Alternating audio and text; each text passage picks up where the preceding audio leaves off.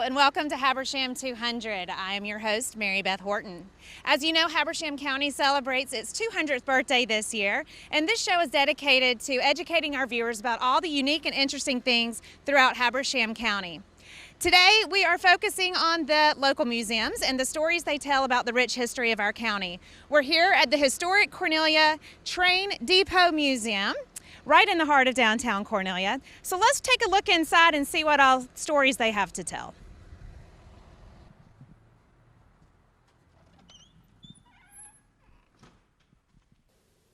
I'm joined with Jesse Owensby, the Community Development Manager for the City of Cornelia and also the curator for the historic Cornelia Train Depot Museum. Welcome, Jesse. Thank you for having me. This is an incredible museum full of all sorts of amazing things. So can you tell us a little bit about the history of the depot? Yeah, so the depot's been here since God knows when. We don't actually have a date on it.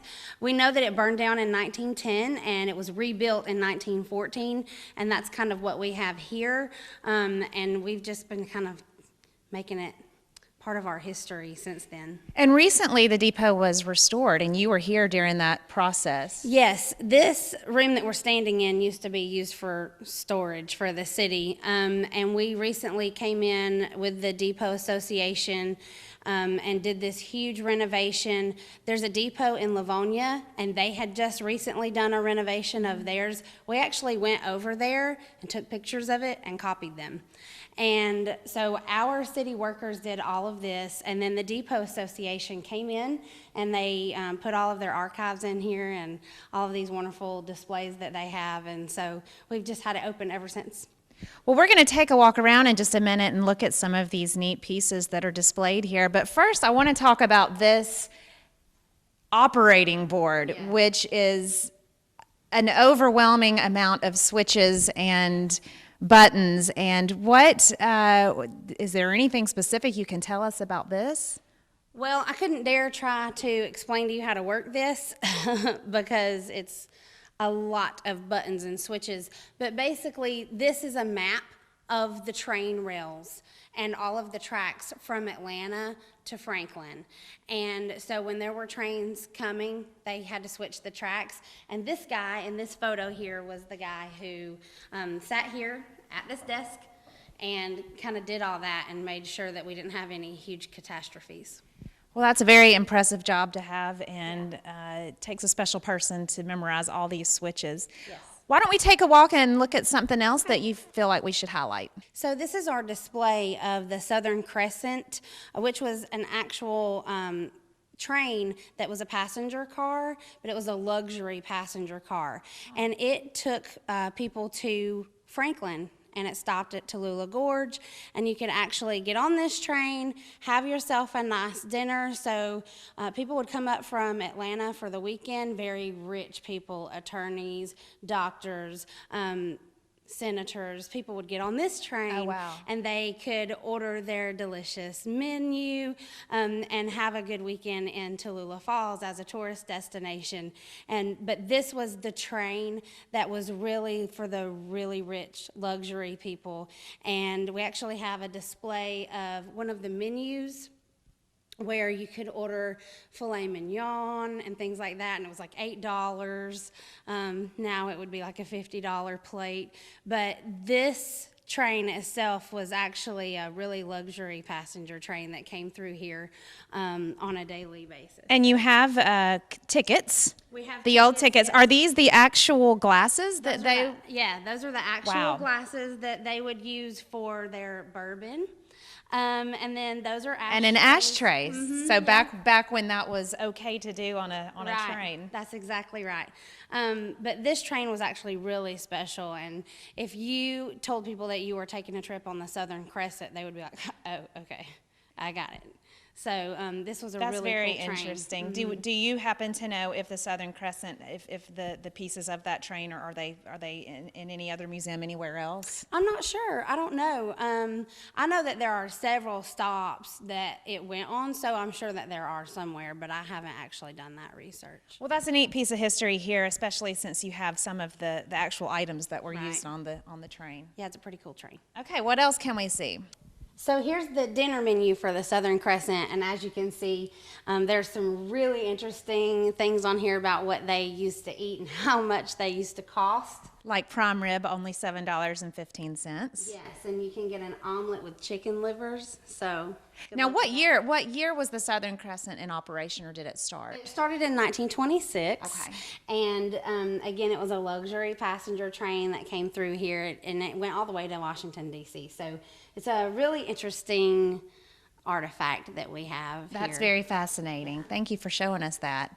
And I understand that there's a safe here There is. that Let no me one show it can to get you. into. That's right. Let's see if we can try, Jesse. Okay.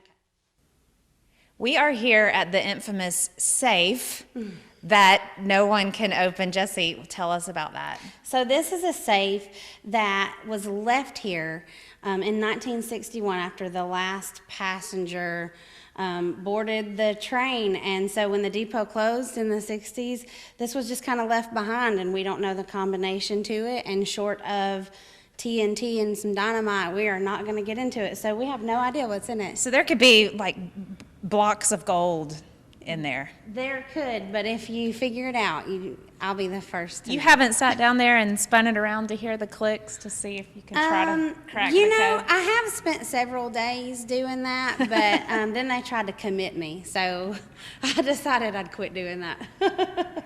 Okay, and I can't help but notice this gigantic bell that sits on top of the safe. What is the history of the bell? So this bell was in operation from 1950 to 1982, and it was basically like an air traffic controller for trains. So it was used to kind of let other trains know that there was one in the vicinity, and somebody would actually sit here and ring this bell. It was outside. It was outside, and they would actually ring the bell when another train was coming down the track. So it kind of let the public know, because obviously we didn't have gated railroad tracks back then, and there wasn't a huge public safety initiative going on, so people would cross the tracks and walk the tracks and run the tracks and have fun on the tracks all the time. So this was to let them know to get off the tracks because a train was coming. And so we've had it here ever since.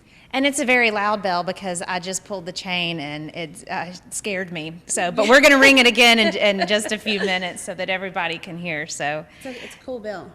We have another one outside that's kind of along the same lines. It's just as big. It's a little bit heavier, actually. Oh, really? Yeah, and it gets rang every day by someone. Somebody. And this room to me is very fascinating because this is where the passengers would go and get their tickets and then Yes. sit and wait for the trains to come. This is the waiting room, and this is the original bench. That was my next question. Yes, this is the original bench that they used to sit and wait for the trains. And so there's just some really cool artifacts in here, and it's a really good display of the history of not only the Tallulah Falls Short Line Trail, but also the railroad in general, and also the history of Cornelia. There's just a lot of cool stuff in here. Well, I appreciate you letting us come in and take a look and talk about this. If you haven't had the opportunity to visit the Train Depot Museum, what are the hours that they can come?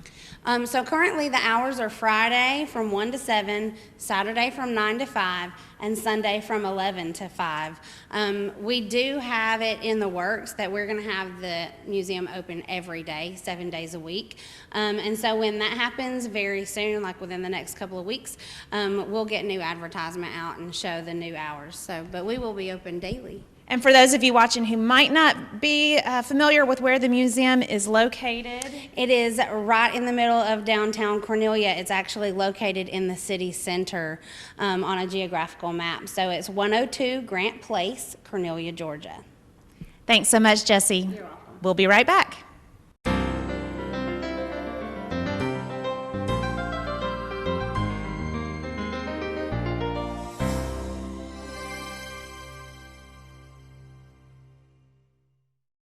Technology is making it easier to be more mobile than ever before. That's one of the reasons why so many Windstream cable customers enjoy using Watch TV Everywhere. You can watch your favorite shows, movies, and live news and sports. The best part, it's absolutely free to our cable customers. Get more value from your Windstream cable package by signing up at WatchTVEverywhere.com. Then grab your favorite device and start enjoying.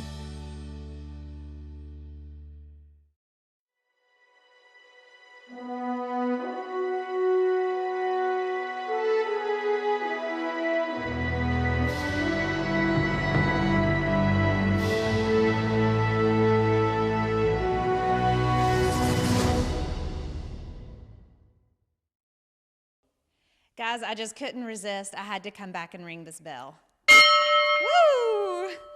Now that you can hear, thanks so much for tuning in, and we'll see you next time on HAB200.